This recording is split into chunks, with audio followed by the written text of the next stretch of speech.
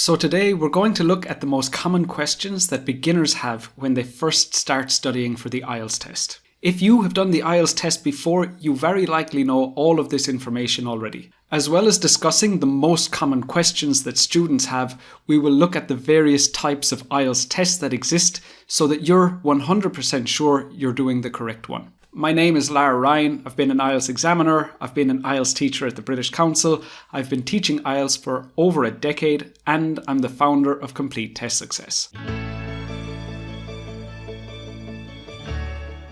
Before we get started, make sure to like my page and subscribe to my channel. Now, unless you actually need an IELTS certificate for a specific reason, you just simply should not do the IELTS test. Some students will say, well, I need to improve my English.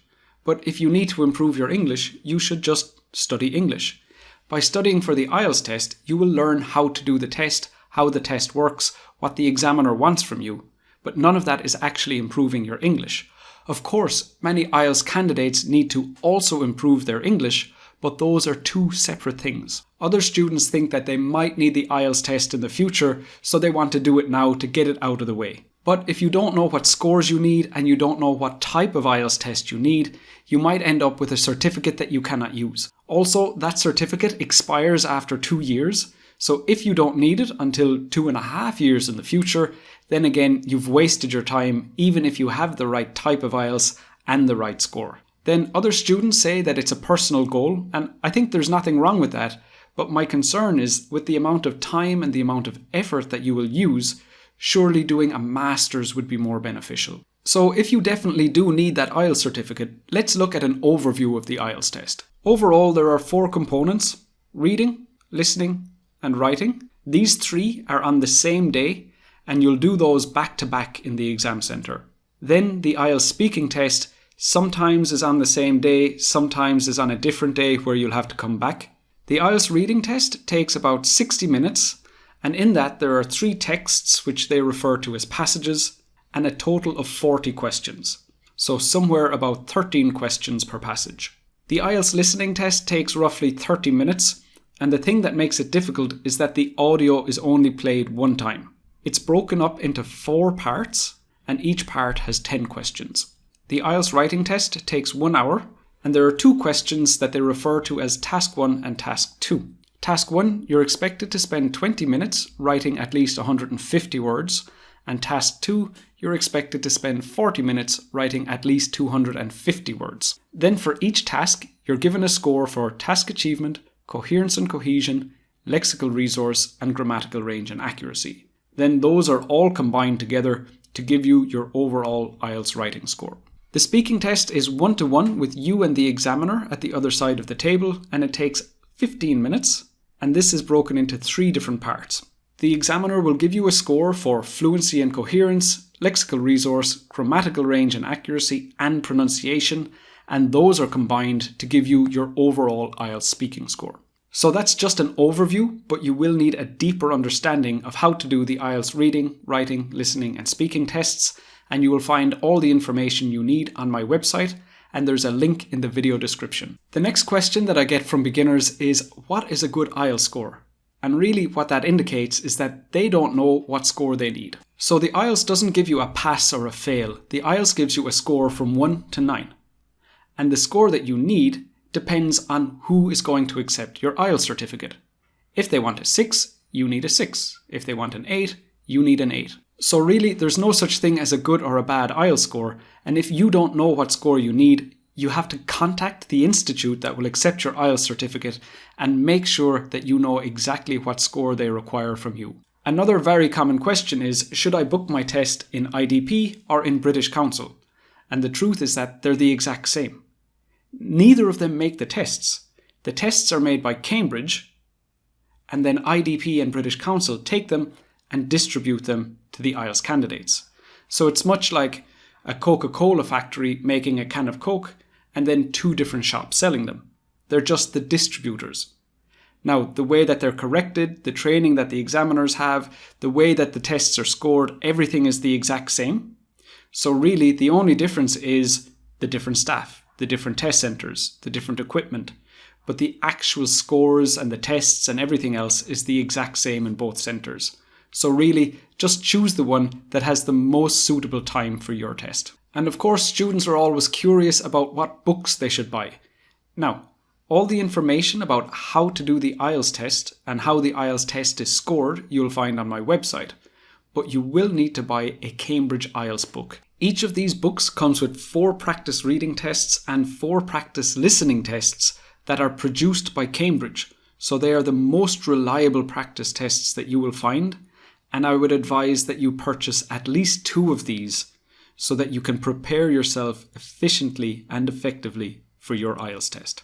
Now, if you have a special requirement for the IELTS test, such as you have a speech impediment, then you need to write that down on your application when you're applying for the test. Now, they might ask you for a doctor's certificate, but if you have a speech impediment, you can get twice as much time to show what you're capable of in the IELTS speaking test. However, if you do not put that information on your application, there's nothing that the exam staff can do for you on test day.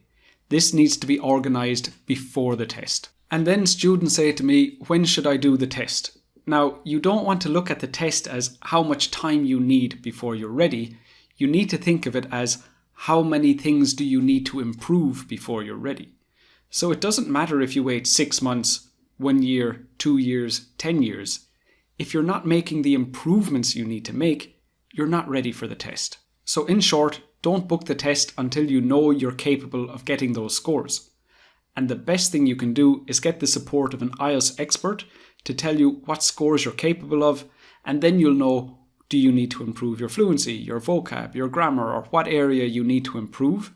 And that way you're not going into the test and paying all that money and going through that stressful experience to find out. You'll know beforehand, you can work on your weaknesses, and then when you're ready, you go and do the test. If you're not already getting the support of an IELTS expert, you can come to my free live feedback lessons, and the link to join those is in the video description. Next, I want to talk to you about the various types of IELTS tests that exist, but make sure to click like on this video just to give me some positive feedback. Now, the IELTS test has 2 formats. There's the general training and the academic. And again, the institute that is accepting your IELTS certificate will have a requirement, so you need to find out from them which version you need. So first of all, let's look at the similarities between general training and academic IELTS. The IELTS speaking test is the exact same in both. The listening test is the same. And IELTS writing task 2 is the same. The first difference is that the reading test uses different types of text. The academic IELTS test uses text that you would expect to find in a university, whereas the general training test uses text that you would find in everyday life. However, the question types that they use in both reading tests are the same, so whether you're doing general training or academic IELTS, you can follow the same strategies. The biggest difference is in IELTS writing task 1. In general training, you need to write a letter, so the question will look something like this. But in academic IELTS writing task 1, you need to write a comparative essay, and it will normally be based on a graph like this. Then when you're booking your IELTS test, you'll have the option of the computer-based test or the paper-based test. Now, everything about these tests are the exact same, but the main consideration is how fast can you type. Because if you're bad at typing, you should do the paper-based test. Whereas if you're fast at typing, you should do the computer-based test. The only thing I don't like about the computer-based test is you cannot write directly onto the question sheet in the way you can in the paper-based test. So if I wanted to make a note that this category here has the highest percentage, I can just write on the question sheet with the paper-based test. And that is a slight advantage.